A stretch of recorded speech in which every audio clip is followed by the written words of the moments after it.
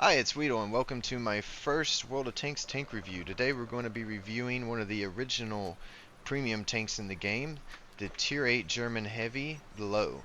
Now, the Lowe is seen as a bit of a dinosaur today, but I'm going to go over a few aspects of it and why you may want to consider picking this tank up if you're looking for a new premium tank.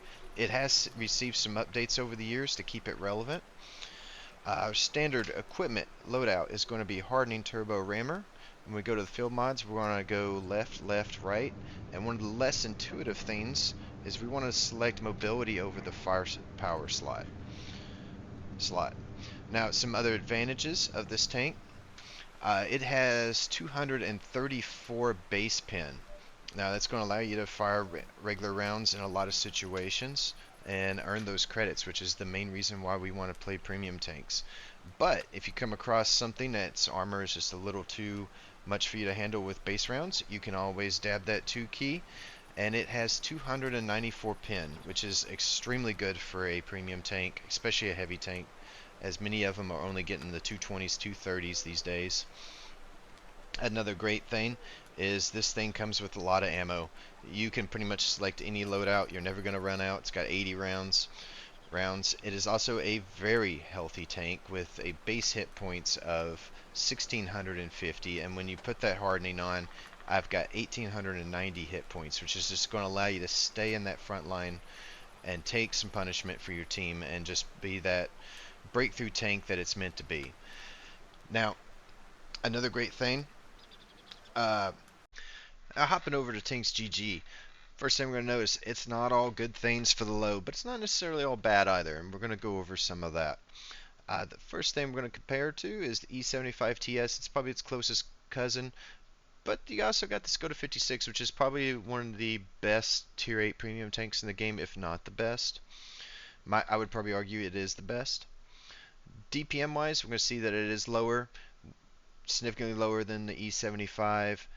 It's lower than the T56, but something to keep in mind on the Skoda 56 is an autoloader, so it cannot equip a gun rammer. And when you equip the gun rammer and the chalk on the Lowe, you're going to be over that 2000 DPM mark, which is going to start making it look a little bit more competitive to the Skoda 56. Still going to be significantly behind that E75 though. One of the most outdated things that we're going to see is the 105mm cannon for its alpha damage. Is on the low is kind of weird. It's only 320, and most 105s these days are doing 360. So hopefully at some point Wargaming updates the low, gives it a little bit higher alpha damage. Penetration wise, we're going to see it's the highest of these three tanks that we're comparing with 234 base pin, which is very high for most heavy tanks, anyways. Um, and significantly more than the Skoda 56. And when you dab that 2 key, as I mentioned earlier on the Lowe, you have 294 base pin. You'll get 287 on the Lowe, and the Skoda will only get the 225. And when you're just having to deal with heavily armored tanks, especially if you're having trouble penetrating tanks, the Lowe is going to be an excellent option for you. Rate of fire, 5.21 rounds per minute. It's lower than the E75, which is depressing when you have lower alpha, but you're going to be higher than the Skoda 56. Moving on down to some other things. Shell velocity has the best shell velocity of the three tanks we're comparing. That's going to allow you to snipe tanks at range, and you get a hefty amount of ammunition at 80. This just allows you to bring really any loadout that you want. You're just not going to run out of ammo when you got 80 rounds, and also the highest damage potential. It's, I don't know if there's ever a situation where you can do 25,000, but hey. Gun handling, and this is where we kind of get a mixed bag here. Aim time 2.7. It's not bad, not great. It's worse than the E75, but it's better than the Skoda. Gun dispersion at 0.32 is significantly better than the Skoda 56 and still slightly better than the E75. That's going to allow you to hit targets that are much further out and reliably just keep farming that damage. Uh, we have good dispersion on moving, tank traverse. It's not bad. I mean, it's just a little bit behind the E75. Not bad. Uh, Elevation. This is kind of one of those quirky things about the Lowe. It's got 38 degrees of gun elevation. And if you have a tank that's just sitting above you, you're not ever going to be able to not shoot up at it. It's one of those things. I don't know how often that will be useful, but it certainly doesn't hurt. Gun dispersion. 10 degrees. That's just really going to be nice when you're fighting on those hill lines. It's going to make it a lot more comfortable fighting on ridgeline than the E75 or the Skoda 56. Moving on down, forward mobility. It's only 35, significantly worse than the E75, but you're going to be able to keep up with the Skoda 56s of the world. Terrain resistances, it's not all bad. It's 35 on hard, 31 on medium, and 19 on soft. It's kind of in the middle of all these. I don't think you're going to see a big problem one way or the other. Reverse speed, 15, 18, 15. I don't think that's going to make or break you. Engine power, certainly if you're going up a hill, it's going to be nice, but as you can see, power to weight ratio, it is the worst of the three tanks that we're comparing it to. One thing though, 90,000 pounds, you're never going to want to ram this tank. It will probably win. So moving down to the armor and health. This is where this tank starts looking just a little bit better. Whole armor, 150. It's the best of the three tanks that we're comparing it to. Side armor, 100. This is going to allow you to side scrape very comfortably in this tank. Rear armor, 80. It's nice if somebody's trying to pin you with a HE round from behind. Turret armor, 120, 80, 80. Now, we're going to look at this in just a second and go look at why that's a bit of a deceptive number right there.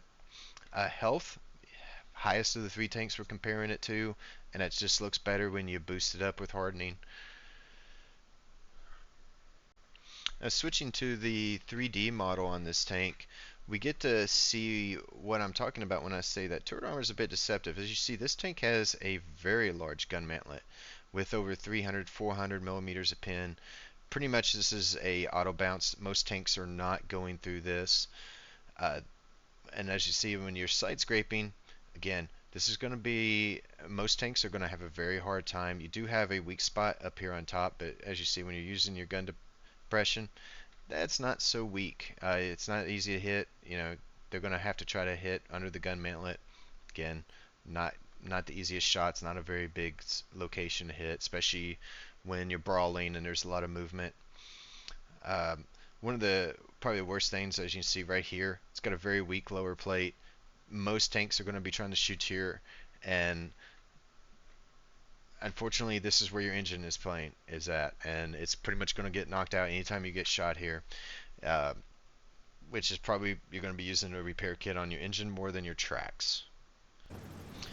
Now for some Ace Tanker gameplay, and in this match we're really going to see what the Lowe can do when it gets good getting matchmaking, as we got a all tier 8 match.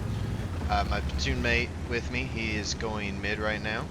The middle of this tank, this map is an excellent position if you got a fast tank that can get up there and get into that center. Heavies generally go to this 8 line over here and fight it out. But as you can see in the middle, all of a sudden we're seeing red just pop up on the mini-map. And we can see that their team has really committed to taking that position. And unfortunately, Titan's power is out of the count. Unfortunately, 40 seconds into the match. And that's just unfortunate right there. But as we're grabbing up through here, one thing that we want to be looking for, tanks love to get right here and just get an early shot as tanks are entering in this little tunnel right here. But oddly enough, we're not seeing anybody. So we're going to take up this hold down position right here. Remember we said this tank's got 10 degrees gun depression. It makes it very comfortable to fight in these kind of situations. I'm not seeing anybody, and I'm a little bit hesitant just driving forward because they do have a BZ. But now we can see the Victoria has spotted the AX. He has no friends with him. We're going to come up here. We're going to put in an easy shot right in his side. Just back away just in case. We don't want to just take unnecessarily rounds early in the game if we don't have to. I was looking for a tracking shot here, but there's really no point. BZ put an 800 into him. We finish him off. Now we're looking at our map. We're going to go the back side here. They still have a lot of tanks. They're BZs camping at B5. That's a long open push if we try to push up the river. So we're going to swing around the back side where we can get support from, you know, our TDs, that Panther 2, the Defender, which is for some reason decided the cap is worth defending this early in the game. But we got the VK with us. We're pushing up to the mediums. And here we're just going to see what some of the gun handling can do on this tank. We're taking this low bit right here. This is going to allow us again to kind of hold down. Pretty much impenetrable for any of these tanks that are trying to pin our turret. But there's nobody here. Now the Scorpion is making a bold move up here. Decided he wanted to be in front. And there he goes with a good shot right there. We're going to go in. We're going to put one in. Now the Brass has decided, hey, they got a lot of tanks here now. I'm going to back up. But he is about to be finished off by our LTTB. And we're going to go ahead. We're moving up to this corner. At this point, we don't know where the BZ is relocated, but we got an easy side shot right here in the turret. We're just going to back up, wait for our reload. And as we're getting a little bit closer, reload it, pop out, find the weak spot, put it in, back up. Again, we don't want to be sitting out in the open, just taking unnecessary. Listen here, look, and just take the easy shot. 5 damage. We got our second kill of the match. We're up to 1400 damage. And here we're gonna listen here, take a shot, find the Progetto. We're just farming it up. Right now, we're gonna take the initiative right here. We're gonna push up to this hold down spot, this ridge, or I guess a little hill here.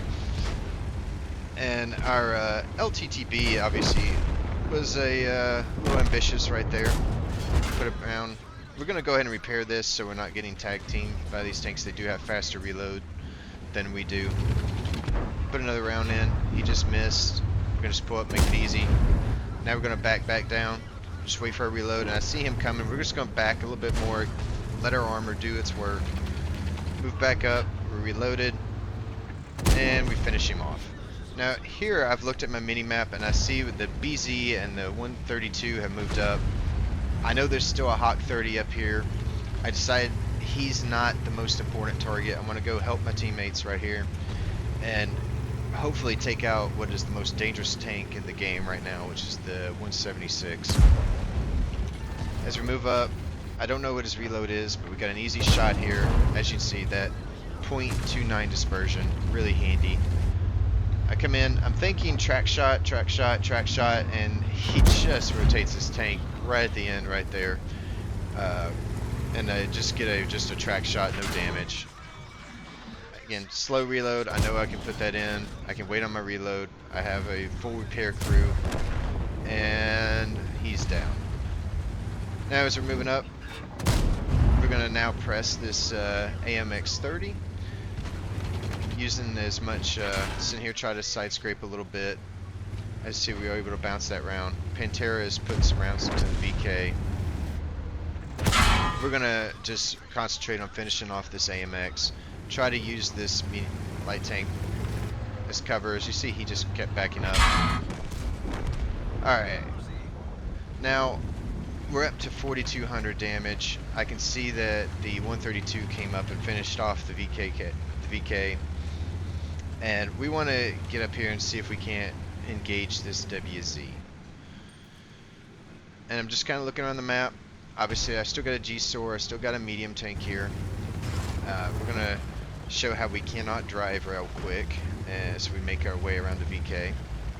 Now, one tank that has not been spotted yet is this G-SOAR. And I do not know where he is at this point. But what I figured had happened is the WZ went up here and was going to try to be putting shots on our tanks across the map as a sniping. And I'm go up here, I'm looking for him. I do not see him. I figure he's got to be down here somewhere. So I'm just going to make my way, and then there, I see he actually did not go up the hill. He's somehow dropped down or went around. So we're just going to come around here, see if we can't engage these TDs. My tanks take care of the WZ. We're going to move up right here, and this is going to give us some shots across here, and up we spot the prototype. As you see, that 294 pin right there just easily goes right through his armor. I can see that the proto's actually going to come on down to engage, so we're just going to set up. We're going to wait, and there. Easy fifth kill of the game. We're up to 4,681 damage.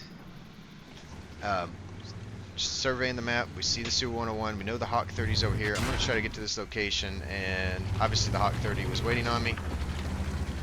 So we're going to just try to play this side of the house, use it as hard cover, see if there's any way we can get a shot on this Su-101. I still do not know where the G-SOAR is. Here we see, we rush our shot just a little bit. Probably should have just went ahead and aimed, and just we're zoomed out. We can see that he's looking at us, and I'm more than willing to sit here and wait until my team flanks him. Obviously he's realized, hey, there's other tanks, I need to concentrate. We aim our shot, put it in, and now we're up to 5,000 damage. And just as you can see, that .29 dispersion just makes it really comfortable to engage these tanks at this distance. We're having no trouble. We have a full health G-SOAR. I figure, yep. So now we're looking pretty good in this match.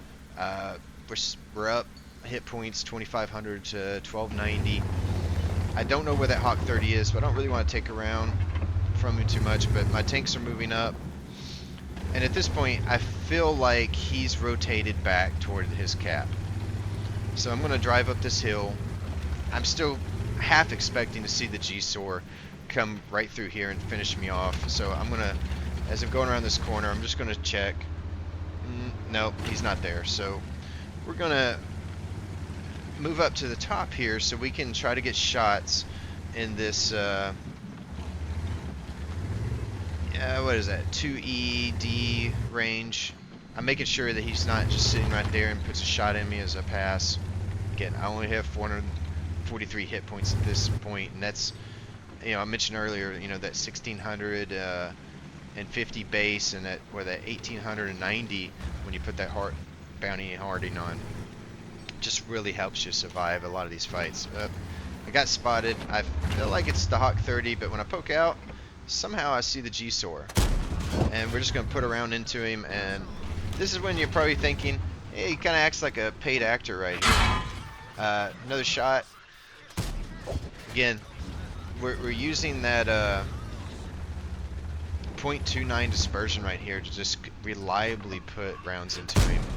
I know I'm shooting all premium rounds. Hey, what can I say? I'm a little sweaty.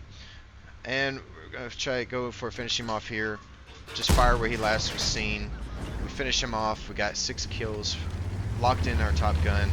I'm going to move up. No, that's going to be all we're going to get. As you can see, there's 6,000 damage plus about another 200 I had from that last blind shot. So 6,200 damage. We bounced 1,330. And that's really what this tank can do when it gets into a really good situation. Alright, so just to recap and my final thoughts on the Lowe and should you buy it. I believe this is probably a criminally underrated premium tank. It's got so many aspects. It's good snap shooting. It's got good accuracy. It's got good penetration. It's got, you know, decent mobility, especially when you put the turbo on it. A healthy amount of hit points that allows it to, you know, stay in the fight and not just get completely demolished when you have to fight tier 9 or tier 10 tanks. Some downsides though, it's got relatively low DPM, low alpha especially for having a 105. Would I recommend it? Well, to be honest, if I was putting my money in the game, and I needed a German tank, I'd probably go with the E75 TS. But if for some reason that tank is not, you're not feeling that tank, this is an excellent option to pick up. I don't believe it's a tank that you'll be regretting, especially if you're just looking for a really good, solid, classic heavy tank. If you like the content and you want to see more, I'll be trying to post more videos in the future, or you can catch me streaming live.